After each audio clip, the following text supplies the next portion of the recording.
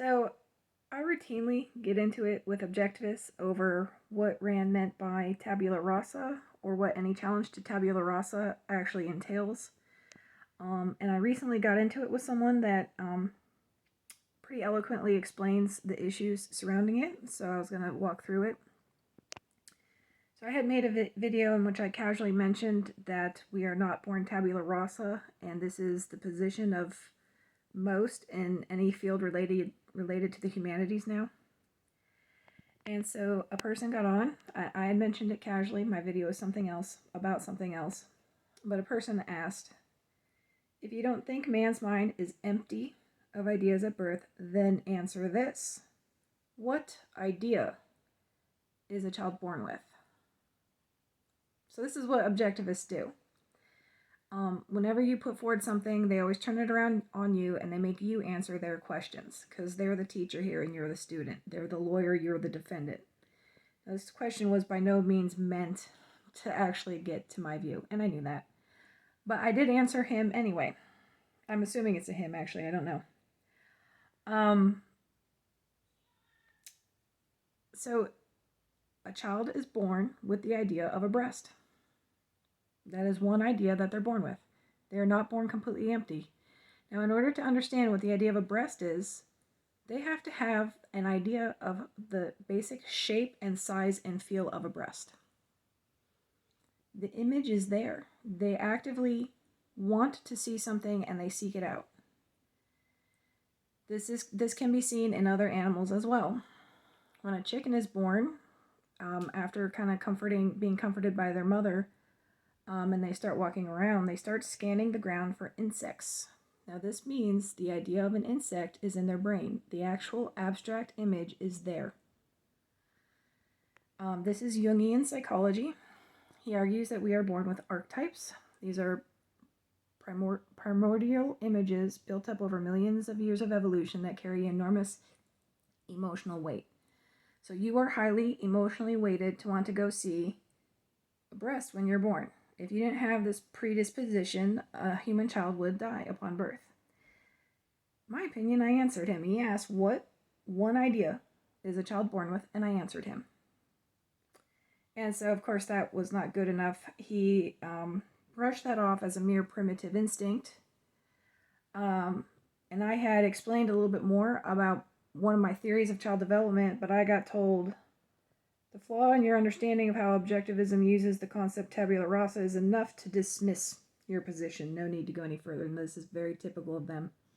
They're always looking for evil or stupidity in my thinking right away. Now, my book is going to be The Moral Bias of Objectivism, How Moral Ideals Cloud Objectivity, and this is moral bias in action. They are so attached to their idea that they, by default, are with it, and they will not look any further to understand another position. They're shut down. They're looking to judge and attack and shame and dismiss. And more than just objectivists are clouded by moral bias. Now, I had said to him as well, my theory that these images that are in the mind, because the mind is not born blank, put consciousness itself into place. Now I do child development work that's used by tens of thousands. I do very detailed analysis on childhood behavior over long periods of time, over the entire course of childhood, as far as my work goes anyway. What I noticed is that there seems to be images that children have that get projected out into reality. The most observable example I can give you is a child's imaginary friends. That there's an image in their mind that gets conjured up and gets put out into reality as if it's a hologram. Now, my argument is that these images spur imagination, essentially, children's notorious imagination, and in doing this, they develop extremely overly optimistic, heroic thoughts, which cause them to want to go engage reality. Now, some of the things that they think they can do are shrink, jump over rivers, move houses at will. Now, one of the examples I give, and my argument is that if they think they can shrink, they try to go do it. And in doing this, they're engaging reality and they're developing a more nuanced view they're getting a more nuanced picture of what reality is. They're opening up consciousness, because that's how you have to do it. Is you have to look and engage and think and interact. Babies are born with a very blurry vision of reality at first. This process is put into place somehow. One of the examples I give is around 4, in the early 4s, they look down and see something scary on the ground, such as a lake or an icy river. And after that, what happens is they start testing the ground more. They're scared of it. And it seems to cause them to want to not be on the ground, and to scurry up to higher places. And it seems to cause them to want to test ground stability itself, which is a highly adaptable trait for beings who really are still kind of designed to live in the wild. But at any rate, let me ask you this. Is that just some primitive instinct? This theory I just put forward, which I explained to this person, is this just the equivalent of running from a snake in fear? I'm arguing that these images in the brain, already there, are putting consciousness itself into place. Now, even if all of this was just running in fear from snakes, now objectivists dismiss this as stupid. It doesn't matter in a modern world.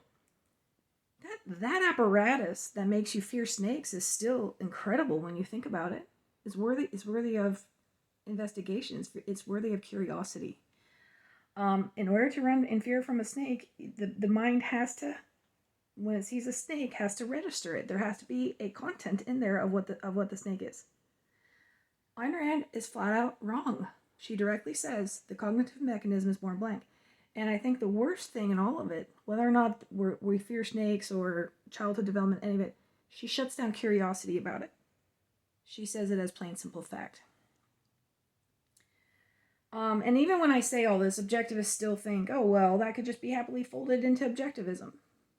It's a new theory, and objectivism means reason, but it's not. It directly contradicts her exact statements. So I was accused of not understanding how tabula rasa works. Now here's the thing, objectivists don't understand this. The way there's Ayn Rand's tap dancing, and then there's actual objectivism. Now the way she presents her ideas are very glib, very glossy, and are very fast moving. So the typical objectivist thinks that tabula rasa means that we might be born with some primitive instincts. They'll usually agree with that.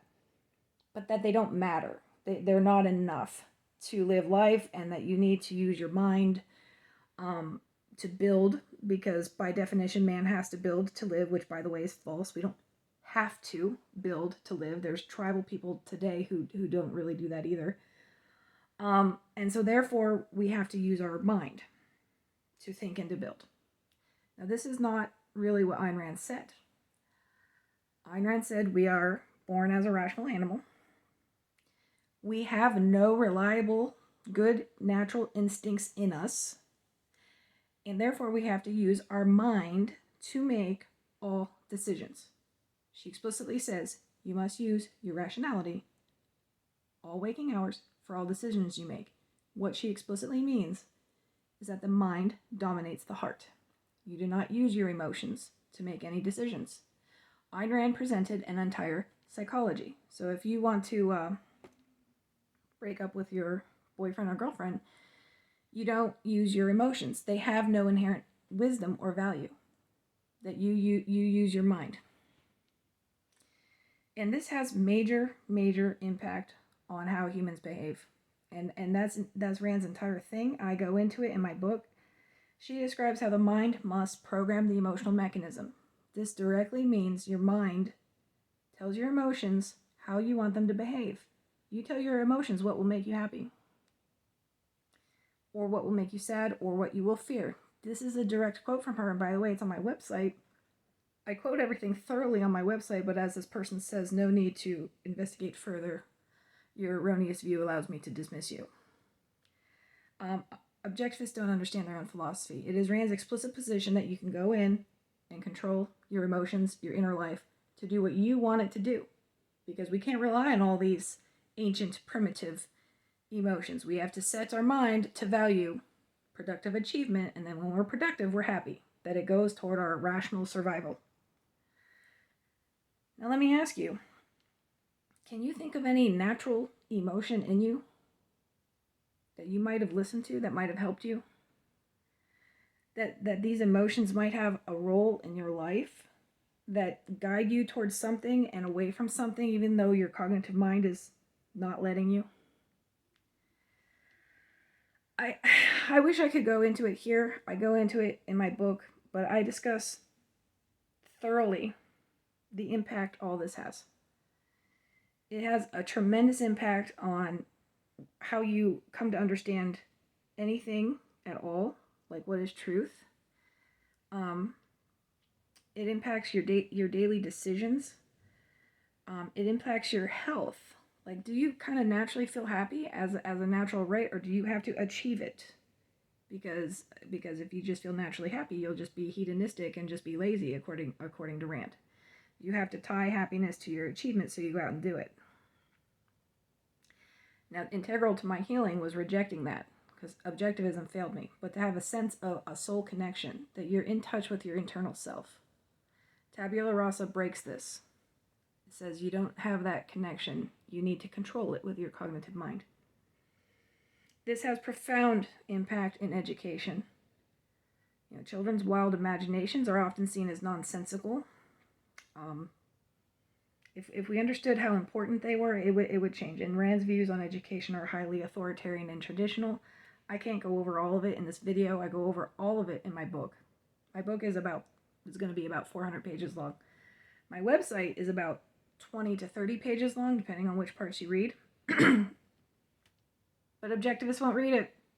I have quotes, I have examples, I have explanations, but because of objectivist bias, because of their moral bias, I can't get anywhere with them. Because if I say, go see my website, they say, why can't you engage me right now? Why can't you explain it?